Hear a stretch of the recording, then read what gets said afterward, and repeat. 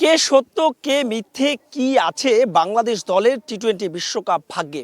গেল কয়েকদিন ধরেই দেশের ক্রিকেটের টক অফ দ্য টাউন, বিশেষ করে মুস্তাফিজুর রহমান ইস্যুর পর থেকে যখন বাংলাদেশ ক্রিকেট বোর্ড আইসিসিকে জানিয়ে দিয়েছে নিরাপত্তা সহ নানা ইস্যুতে ভারতে তারা বিশ্বকাপ খেলতে যেতে চায় না, এরপর থেকেই এই আলোচনার সমালোচনা পেয়েছে ভিন্ন মাত্রা। গতকাল মধ্যরাতে আইসিসির কাছ থেকে বিসিবি একটি চিঠি পেয়েছে সত্যি, তবে সেই চিঠিতে ছিল না এই বিষয়, অর্থাৎ বাংলাদেশের ওয়াকওভার বিষয় এবং ভারতে খেলতে যেতেই হবে। তবে কি ছিল সেই চিঠিতে?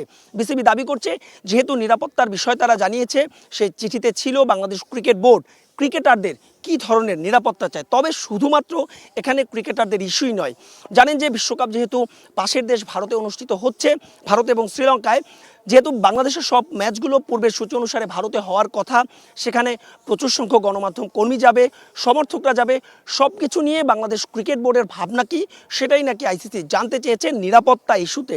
অর্থাৎ ক্রিকইনফো যে প্রতিবেদন প্রকাশ করেছে, বিসিবি দাবি করছে সেই প্রতিবেদন সঠিক নয়। গতকাল মধ্যরাতের পর থেকেই ক্রিকইনফোর সেই প্রতিবেদন প্রকাশ হওয়ার পর আবারও দেশের ক্রিকেটে নতুন করে আলোচনা জন্ম নিয়েছিল।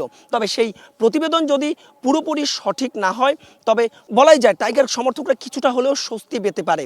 গতকাল মধ্যরাতে আইসিসির কাছ থেকে সেই চিঠি পাওয়ার পরে বিসিবি তাদের পরবর্তী করণীয় ঠিক করছে এবং সেই চিঠির জবাব তারা কিভাবে দেবে, সব ঠিক থাকলে হয়তো আজকের মধ্যেই সেই চিঠির জবাব দেওয়া হবে। যেহেতু বিশ্বকাপের বাকি এক মাসেরও কম সময়, হাতের সময় একেবারেই নেই, সব কিছু মিলিয়ে একটা দোলা চল। তবে বাংলাদেশ ক্রিকেট বোর্ড যেটা দাবি করছে, অর্থাৎ ক্রিকইনফোর সেই প্রতিবেদন নিয়ে, সেটা নিয়ে সবচাইতে বেশি আলোচনা হচ্ছে এবং বাংলাদেশ ক্রিকেট বোর্ড বিসিবিকে আনুষ্ঠানিকভাবে মেইল করার পরে সেখান থেকে আবার কী ধরনের ফিরতি মেইল আসে সেটাও যেন দেখার বিষয়। অর্থাৎ যে নাটক, যে রহস্যর কথা বলা হচ্ছে, যে শঙ্কার কথা বলা হচ্ছে, সে শঙ্কা যেন শেষ হইল না শেষ।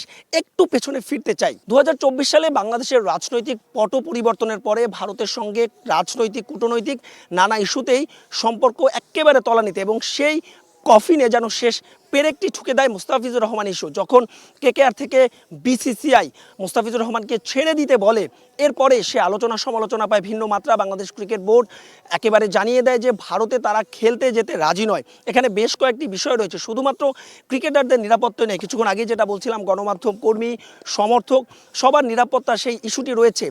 সমর্থকরা বলছেন যেহেতু মোটে একজন মুস্তাফিজুর রহমানকেই তারা নিরাপত্তা দিতে পারছে না, গোটা বাংলাদেশ দল এবং বাংলাদেশের যে অনেক বড় একটা বহর যাবে, সেই বহরকেই বা তারা কি করে নিরাপত্তা দেবে। সব মিলিয়ে ওই আলোচনা সমালোচনা দোলাচল সব কিছু যেন ওই যে বলছিলাম যে শেষ হচ্ছে না শেষ। এবং বাংলাদেশ ক্রিকেট বোর্ড বিসিবির এই ফিরতি মেইল, অর্থাৎ তারা যেহেতু নিরাপত্তা কনসার্ন নিয়ে বাংলাদেশ ক্রিকেট বোর্ডকে জানতে চেয়েছে, সেই ফিরতি মেইলটা কি দেয় এবং আইসিসির কাছ থেকে কি জবাব আসে, সেই প্রশ্নের উত্তরের জন্য অপেক্ষায় যেন থাকতেই হচ্ছে। এবং সেই প্রশ্ন এবং চিঠি চালাচালির পরই আসলে নির্ভর করছে বাংলাদেশের বিশ্বকাপ ভাগ্য। মাহবুব রিমন, স্টার নিউজ, সিলেট।